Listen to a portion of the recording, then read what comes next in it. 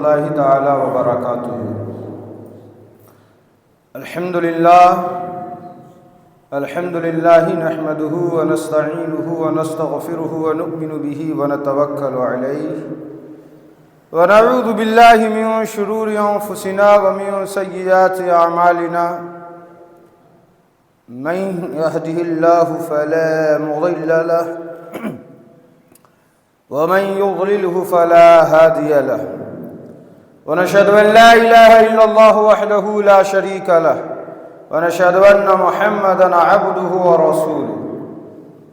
قال الله تبارك وتعالى في القرآن المجيد والفرقان الحميد: فأعوذ بالله من الشيطان الرجيم. بسم الله الرحمن الرحيم. سبحان الذي يسرى بعبده ليلا من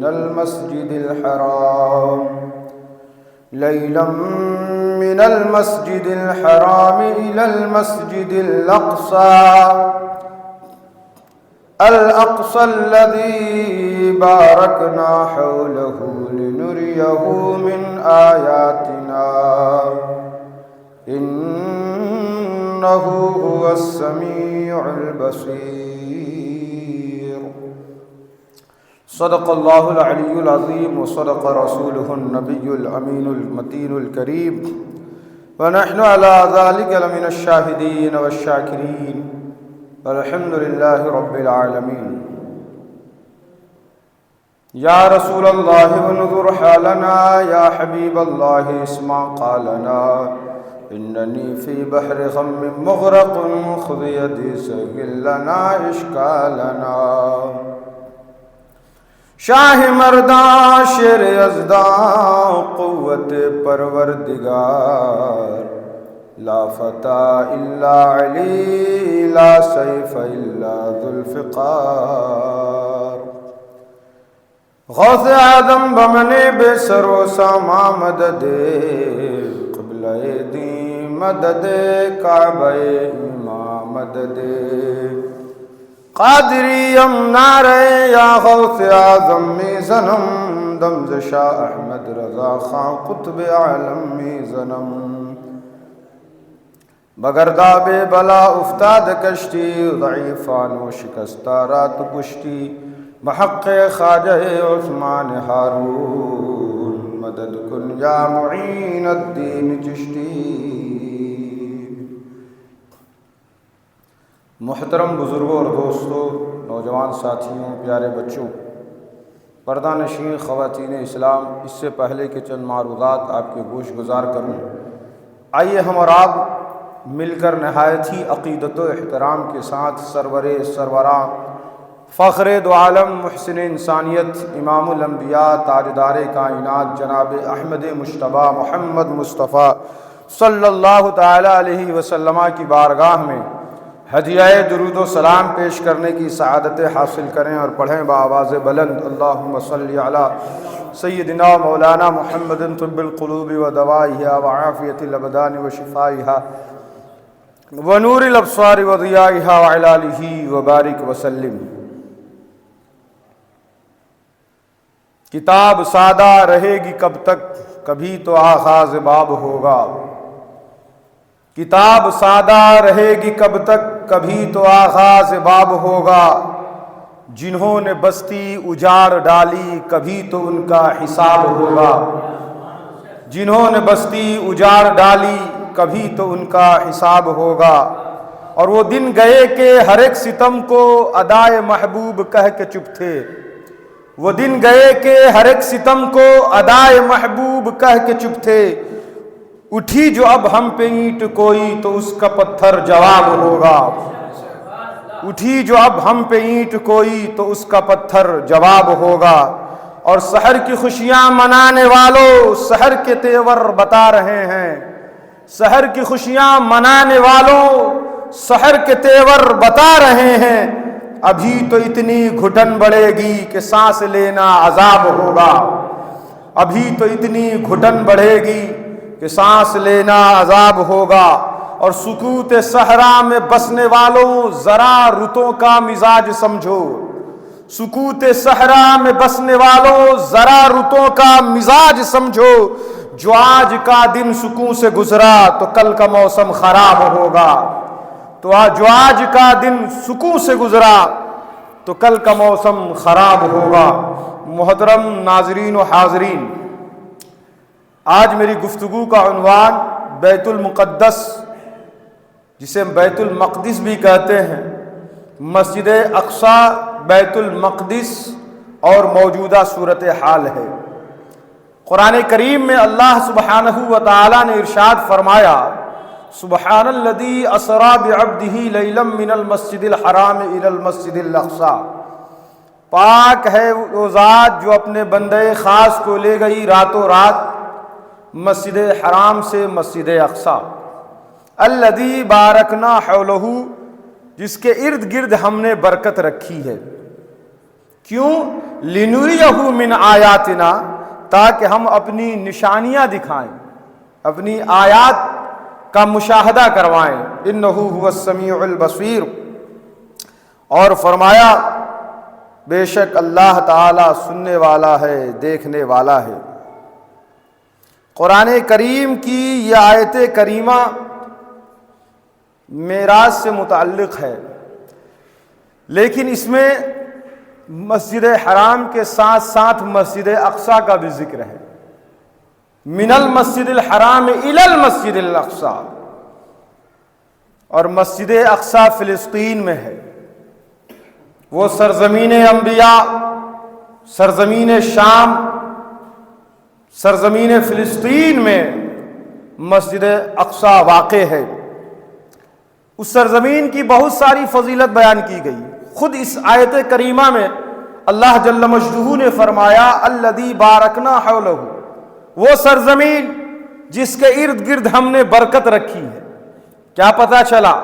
وہ برکتوں والی سرزمین ہے، رحمتوں والی سرزمین ہے، جبھی تو بے شمار انبیاء کرام وہاں تشریف لائے، کئی انبیاء کرام کے مدفن ہیں وہاں، اور بیت المقدس بھی وہی ہے، اور وہیں سے حضور سید عالم صلی اللہ تعالی علیہ وسلم نے آسمان کی طرف سفر فرمایا معراج کی شب۔ تو وہ برکت والی سرزمین ہے، الذی بارکنا حولہ، اس کے ارد گرد اللہ تعالی نے برکت رکھی ہے۔ اور دوسری آیت مقدسہ میں فرمایا وَلِسُلَيْمَانَ الرِّيحَ عَاصِفَةً تَجْرِي بِأَمْرِهِ إِلَى الْأَرْضِ الَّتِي بَارَكْنَا فِيهَا وَكُنَّا بِكُلِّ شَيْءٍ عَالِمِينَ، کہ ہم نے سلیمان کے لیے تیز ہوا کو مسخر کر دیا، ان کے ماتحت کر دیا، ان کے لیے مسخر کر دیا کہ وہ ان کے حکم سے اس سرزمین کی طرف چلتی ہے جس کے ارد گرد ہم نے برکت رکھی ہے۔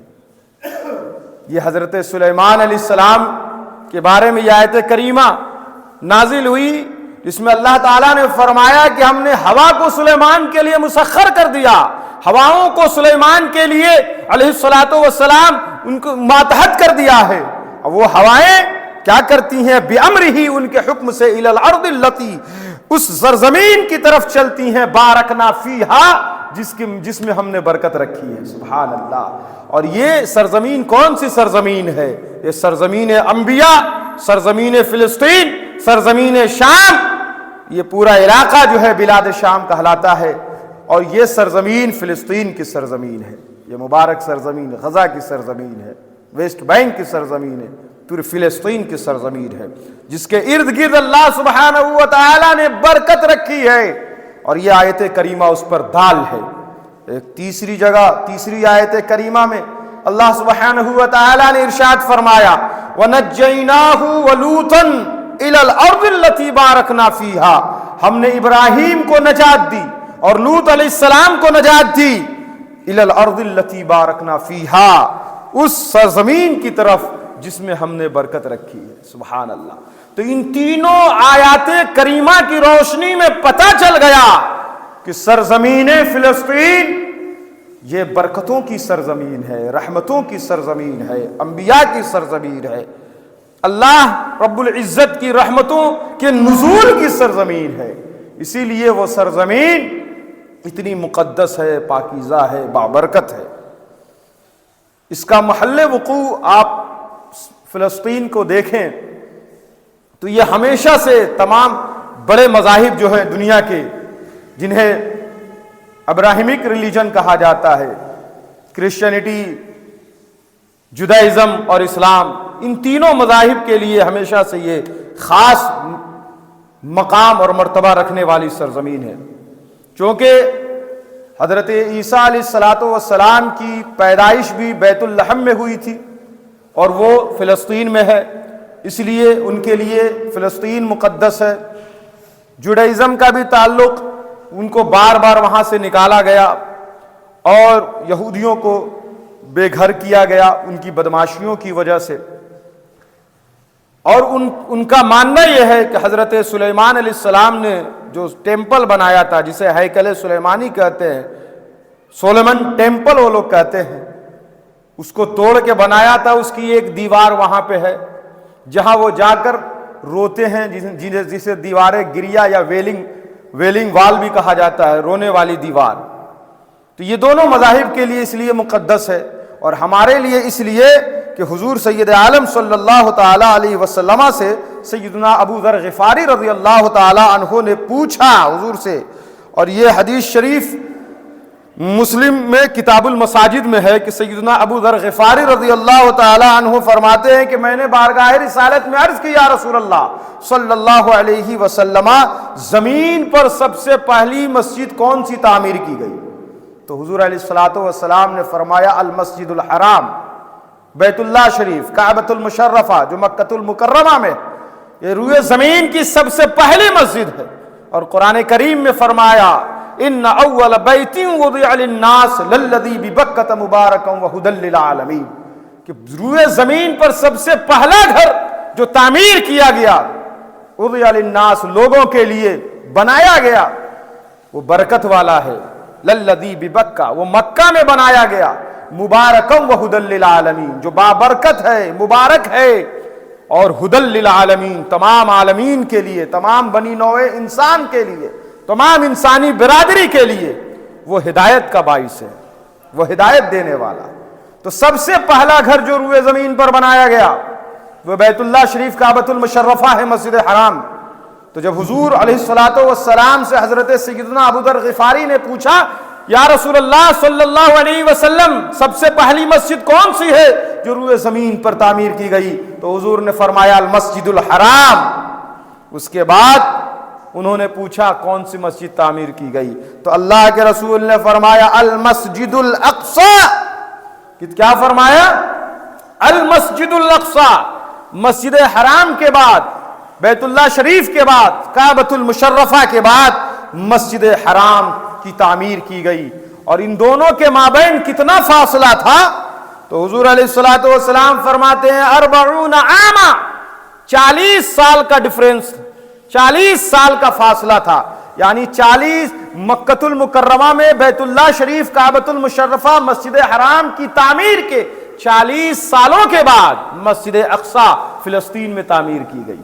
تو یہ دوسری مسجد ہے جو کعبۃ المشرفہ کے بعد تعمیر کی گئی۔ اس سے آپ اس کی فضیلت کا اندازہ لگا سکتے ہیں۔ اور حضرت سیدنا ابو ہریرہ سے روایت ہے رضی اللہ تعالیٰ عنہ، صحیح بخاری باب فضل الصلاۃ میں ہے کہ حضرت ابو ہریرہ روایت کرتے ہیں کہ رسول اللہ صلی اللہ علیہ وسلم نے ارشاد فرمایا لا تشد الرحال الا الى 3 مساجد، جو عبادت و زیارت کی غرض سے حضور نے فرمایا زیادہ ثواب کے حصول کی نیت سے، عبادت اور زیارت کی غرض سے 3 مساجد کے سوا کسی مسجد کی طرف سفر نہ کرو۔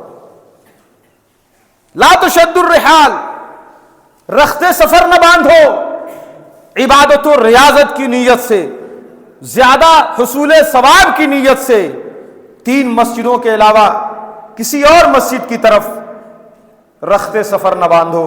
وہ کون سی مسجدیں ہیں 3؟ تو حضور فرماتے ہیں المسجد الحرام ومسجد الاقصی ومسجد الرسول صلی اللہ علیہ وسلم، یعنی مسجد حرام، مسجد نبوی شریف اور مسجد اقصی۔ سبحان اللہ۔ اسی لیے تھرڈ ہالیسٹ پلیس ان دا اسلام یہ مسجد اقصی ہے جو بیت المقدس اور فلسطین میں واقع ہے۔ تو تیسری سب سے متبرک معظم مسجد، سب سے عظیم الشان مسجد یہ مسجد اقصی ہے، جو کعبۃ المشرفہ اور مسجد نبوی کے بعد یہ تیسری سب سے عظیم اور سب سے پاک اور مقدس جگہ اسلام میں اہل اسلام کے نزدیک سمجھی جاتی ہے۔ حضور علیہ الصلوۃ والسلام کی ایک اور حدیث شریف سماعت فرمائیے۔ حضرت سیدنا عبداللہ بن عمرو سے روایت ہے کہ حضور علیہ السلام نے فرمایا سأل اللہ حین فرغ من بناء المسجد، کہ حضرت سلیمان علیہ الصلوۃ والسلام نے جب مسجد اقصی کی تعمیر سے فراغت حاصل کی، حضرت سلیمان علیہ السلام نے اس کی تعمیر کو مکمل کیا، حضرت داؤد علیہ الصلوۃ والسلام کی تعمیر کراتے رہے، جب آپ کا وصال ہو گیا، وصال ظاہری، تو حضرت سلیمان علیہ السلام نے اس کی تعمیر کروائی، اور جنہوں نے دن رات محنت کر کے اس کی تعمیر کی ہے۔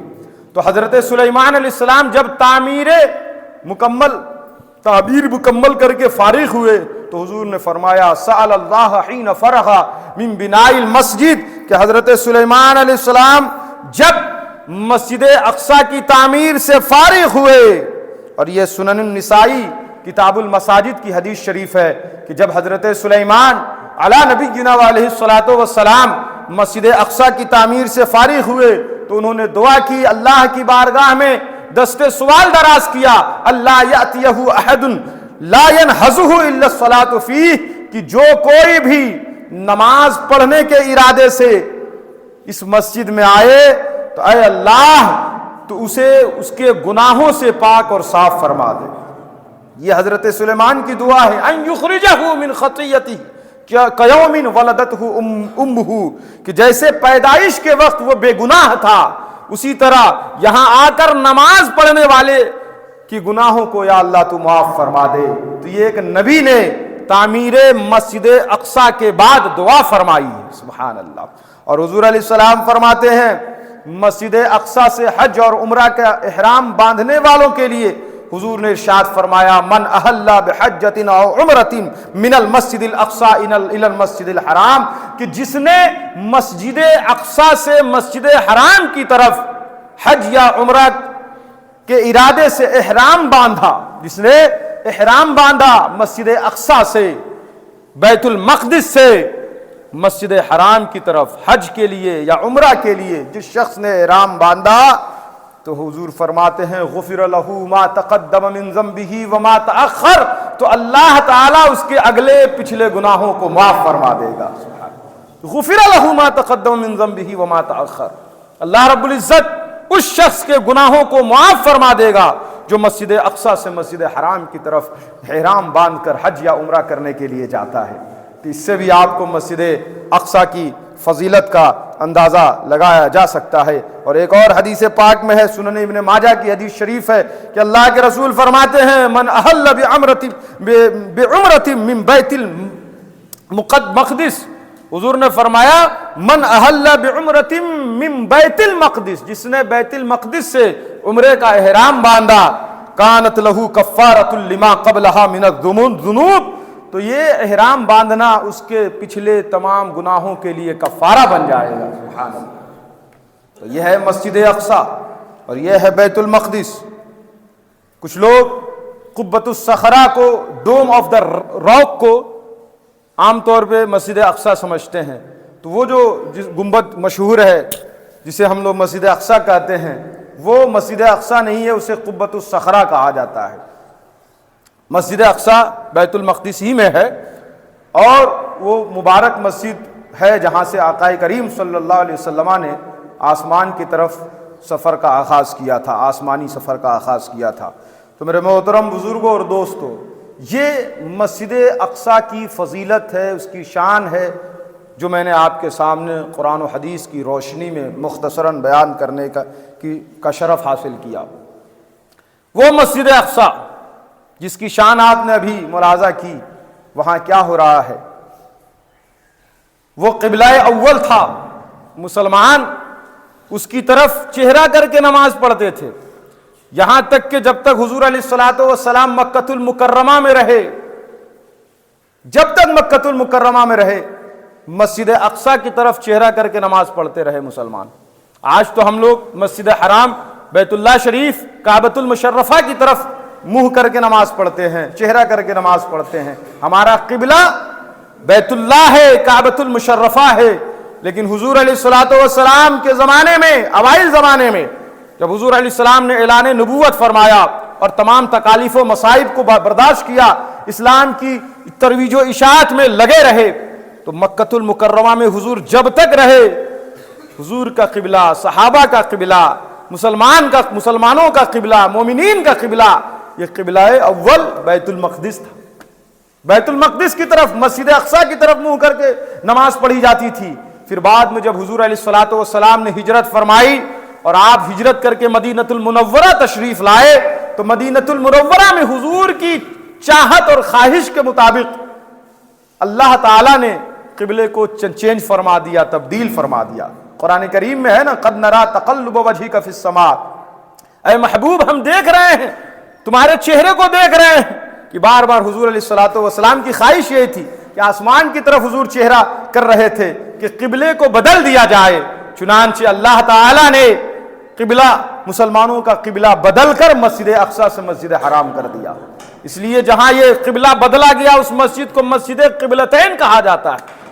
جس مسجد میں حضور علیہ السلام نماز پڑھا رہے تھے اور جہاں قبلے کی قبلہ تحویل قبلہ ہوا، تبدیل قبلہ ہوا، اس مسجد کو مسجد قبلتین، قبلتین مطلب دو قبلوں والی مسجد، کہ اس مسجد میں مسلمان مسجد اقصی کی طرف منہ کر کے بھی نماز پڑھے، اور ابھی بعد قبلہ تحویل قبلہ کے بعد مسجد حرام کی طرف منہ کر کے نماز پڑھ رہے ہیں، تو اس مسجد کو مسجد قبلتین کہا جاتا ہے.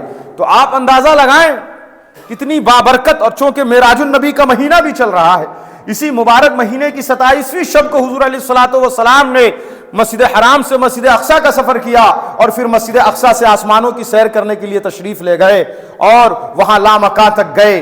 تو حضور علیہ الصلوۃ والسلام نے جس مسجد سے سفر آسمانی کا آغاز فرمایا تھا وہ مسجد اقصی ہے. اور آج مسجد اقصی یہ غیروں کی تحویل میں ہے.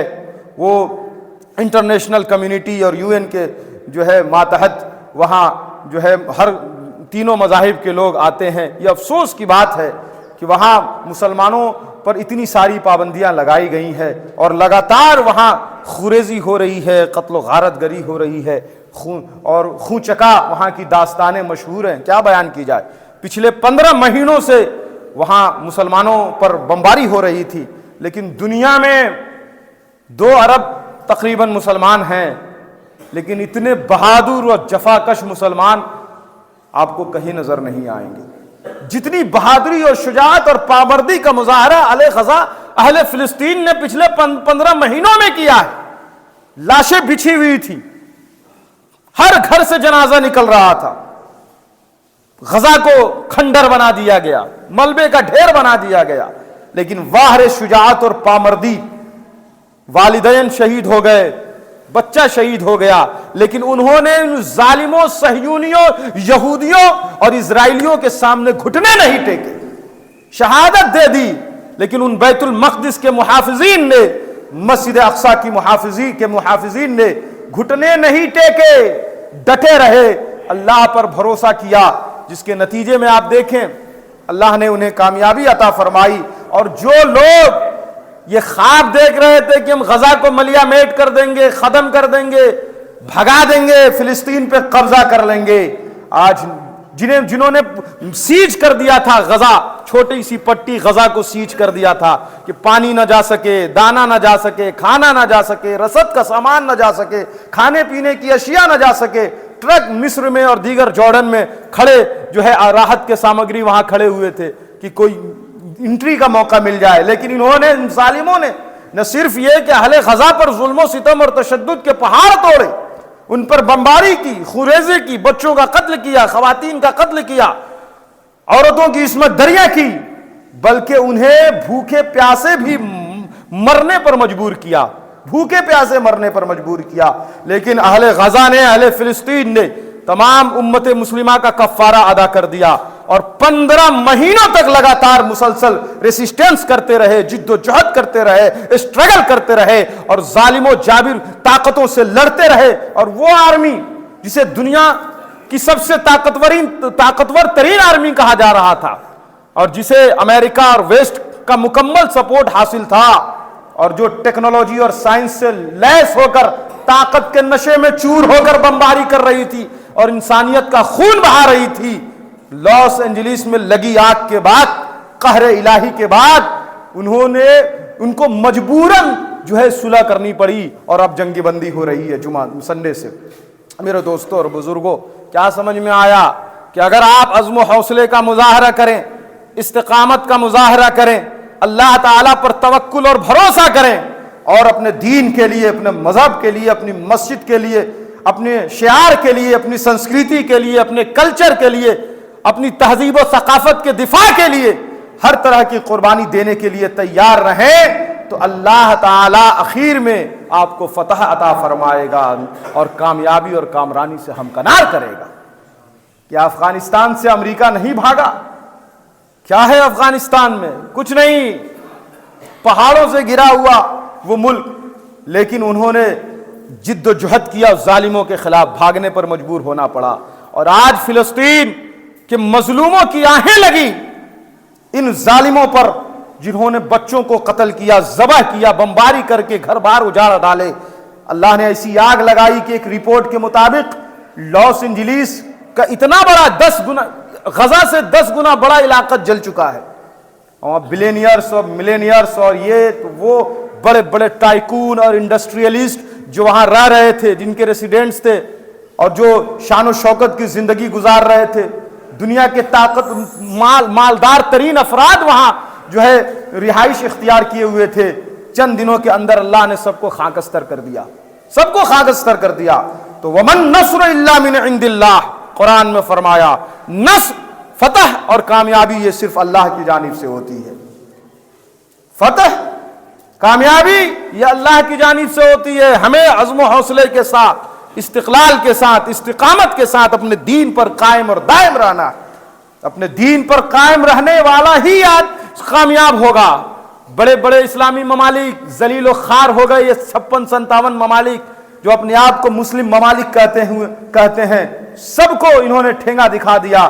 اور اہل فلسطین نے سب کی طرف سے نہ صرف یہ کہ کفارہ ادا کیا، بلکہ ان تمام مالدار ریال والوں اور ڈالر والوں اور یہ پیٹرول کے نشے میں چور یہ خلیجی ممالک اور مسلم ممالک کہلانے والوں کو شرمندہ کر دیا کہ تم عیش و عشرت میں اسلام کو بھول چکے ہو، تم اسلام کی تہذیب کو بھول چکے ہو. تم کو بھولنا ہے بھولو، لیکن اہل غزہ اپنے بیت المقدس کو نہیں بھولیں گے، مسجد اقصی کو نہیں بھولیں گے، رسول اللہ صلی اللہ تعالی علیہ وسلم کی وصیت کو نہیں بھولیں گے اور وہ اس پر قائم رہے، مسجد اقصی کی حفاظت کرتے رہے. بالآخر انہیں غزہ چھوڑ کر جانے پر مجبور ہونا پڑ رہا ہے اور ہزاروں فلسطینی جو اسرائیلیوں کی صوبتوں کا شکار ہو رہے ہیں اور جنہیں ٹارچر کیا جا رہا ہے اسرائیل کے جیلوں میں، اب انہیں مجبوراً جب بندیوں کا اور قیدیوں کا تبادلہ ہوگا، ہاسٹیجز کا جب تبادلہ ہوگا تو انہیں چھوڑنا پڑے گا، انہیں چھوڑنا پڑے گا. تو یہ لوگ کہہ رہے ہیں اتنی تباہی ہو گئی، 50,000 لوگ شہید ہو گئے. ٹھیک ہے، شہید ہوئے، ان کے پاس آرمی نہیں تھی، ان کے پاس نیوی نہیں تھی، ان کے پاس امریکہ اور ویسٹ جیسے بڑے بڑے ممالک کا سپورٹ نہیں تھا، وہ تو چھوڑ ہی دیجئے.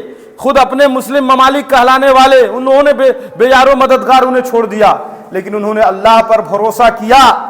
اور جو لوگ خواب دیکھ رہے تھے کہ غزہ پر قبضہ کر لیں گے، انہیں مجبوراً وہاں سے ہٹنا پڑ رہا ہے. اور حسن اتفاق دیکھیں کہ معراج النبی کا مہینہ چل رہا ہے. اسی مبارک مہینے میں حضور علیہ الصلوۃ والسلام نے مسجد اقصی سے سفر کیا تھا. پہلے مسجد حرام سے مسجد اقصی اور پھر مسجد اقصی سے آسمانوں کی طرف. اور اسی مہینے میں ٹروس ہوا ہے، ٹروس ڈیل ہوئی ہے، صلح ہوئی ہے، جنگ بندی ہوئی ہے اور سیز فائر ہوا ہے. یہ بھی اللہ کی کرم نوازی ہے.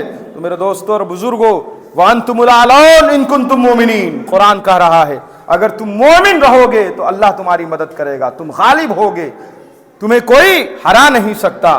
میرے دوستوں اور بزرگوں، ہندوستان کی سرزمین پر کروڑوں مسلمان جو آباد ہیں وہ مایوسی کے شکار نہ ہوں. سبق حاصل کریں اہل غزہ سے، سبق حاصل کریں ان بے قصور اور مظلوم بچوں کی آہوں اور سسکیوں سے جنہوں نے اپنا سب کچھ قربان تو کر دیا لیکن اپنے دین کے ساتھ سمجھوتا نہیں کیا، اپنے مذہب کے ساتھ سمجھوتا نہیں کیا، اور مسجد اقصیٰ کی حفاظت سے وہ پیچھے نہیں ہٹے اور ظالموں کے سامنے گھٹنے نہیں ٹیکے۔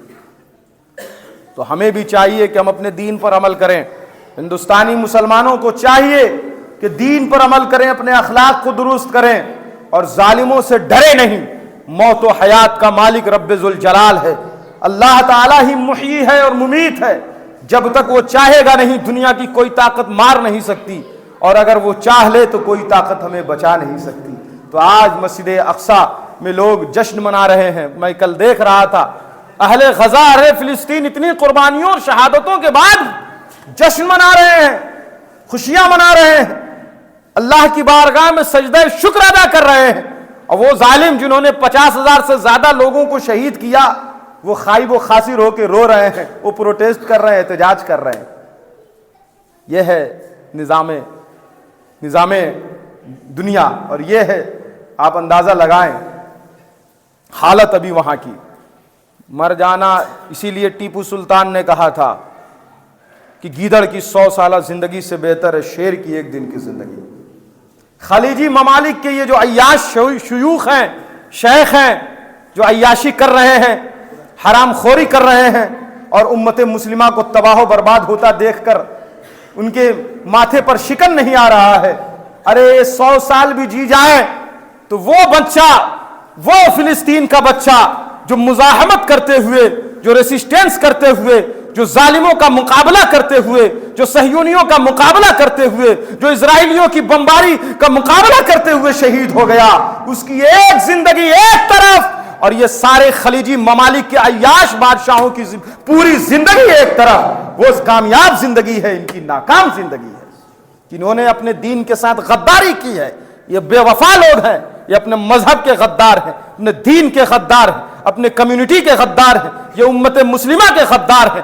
اتنی خوریزی ہوتی رہی لیکن ان کے ماتھے پر شکن نہیں آ رہا تھا، عیاشی ہو رہی تھی۔ اور یہ سعودیت العربیہ اپنے باپ کے نام سے اس ملک کا نام رکھنے والے یہ عیاش، یہ مکار، یہ حکمران، یہ ہالووین منا رہے تھے، یہ سیزن منا رہے تھے، ریاض سیزن 1۔ یہ توحید کے ٹھیکیدار، اپنے آپ کو توحید پرست کہنے والے یہ ظالم، یہ جابر، یہ خبیث، یہ ملعون، یہ سب کے سب ظالم ہیں، اور یہ اللہ کے یہاں ان کی گرفت ہوگی اور اللہ تعالیٰ انہیں عذاب کا مزہ چکھائے گا، اس لیے کہ مظلوم کی آہ رائگاں نہیں جاتی ہے۔ جو اللہ لاس اینجلس میں منٹوں میں اتنی بڑی آگ جس کے حکم سے لگ سکتی ہے، وہ ایسے ظالموں اور جابروں کو بھی جو ہے ذلیل اور خاک کر سکتا ہے۔ اس لیے فرمایا قرآن میں ان بطش ربک لشدید، اللہ کی پکڑ سے ڈرو۔ ظالموں تم طاقت کے نشے میں، پیسے کے نشے میں، ڈالر اور ریال اور پیٹرول کے نشے میں چور ہو، اور تم نے اپنے دین کے ساتھ غداری کی ہے۔ غدار عرب کے شیوخ سن لو، اللہ کے قہر و جلال سے تم بچ نہیں پاؤ گے، اللہ کے قہر سے اور جلال سے تم نہیں بچو گے، فلسطین کی مظلوموں کی آہوں سے تم نہیں بچو گے، ان ماؤں کی آہوں سے نہیں بچو گے جن کے سامنے ان کے بچوں کو یہ اسرائیلی، یہ صہیونی، یہ حرام خور اور یہ ظالم و جابر فوج گولیوں سے بھن رہی تھی، اور جن کے گھروں پر بمباری کی جا رہی تھی، اور تم عیاشی کر رہے تھے۔ تم امت مسلمہ کے ٹھیکیدار بن کے عیاشی کر رہے تھے۔ تم نے دنیا کو ترجیح دی ہے آخرت میں، آخرت میں بھی تمہیں اللہ ذلیل کرے گا، اور دنیا میں بھی تم ذلیل ہو گئے اور ذلیل ہو رہے ہو۔ اور اہل غزہ، اہل فلسطین کل بھی عزت والے تھے، کل بھی سرخرو تھے، آج بھی سرخرو ہیں، اور قیامت تک وہ سرخرو رہیں گے انشاءاللہ تعالی۔ اس لیے مسجد اقصیٰ سے ہمیں محبت ہے، بیت اللہ شریف سے محبت ہے، ہر اس شخص سے محبت ہے جو مصطفیٰ جان رحمت صلی اللہ علیہ وسلم کے دین کے لیے ظالموں کے سامنے ڈٹا ہوا ہے اور مقابلہ کر رہا ہے۔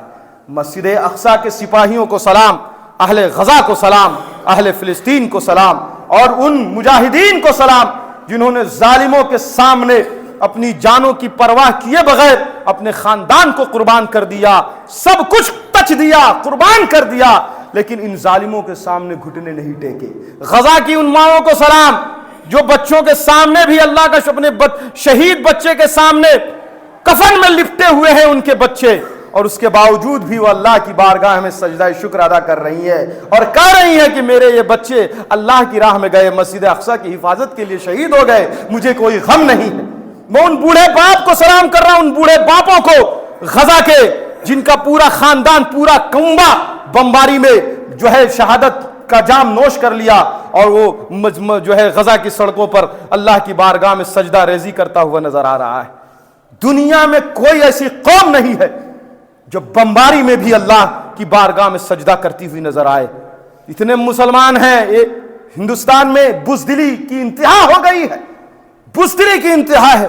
مسلمانوں نے اپنے اندر سے جذبہ حسینی کو ختم کر لیا ہے، بزرگوں سے اور اپنے آپ کو اسلامی تہذیب و ثقافت سے دور کر لیا، جس کے نتیجے میں ذلیل اور خوار ہو رہے ہیں۔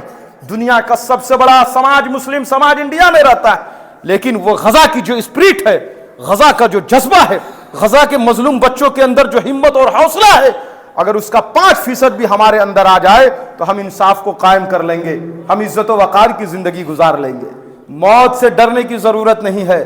میں ہمیشہ کہتا ہوں کہ اللہ تعالیٰ موت و حیات کا مالک ہے، موت و حیات کا مالک رب ذوالجلال ہے۔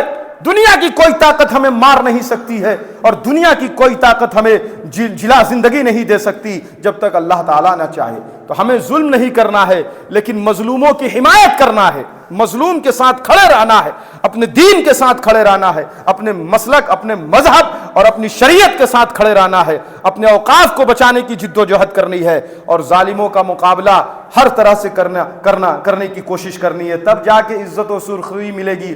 ہر چیز کی قیمت ہوتی ہے، ہر چیز کی قیمت ہوتی ہے۔ آج 50,000 سے زیادہ شہداء غزہ میں نظر آ رہے ہیں، تو اسرائیل جیسا جارح ملک، جارحیت پسند ملک گھٹنے ٹیکنے پر مجبور ہوا کہ نہیں ہوا؟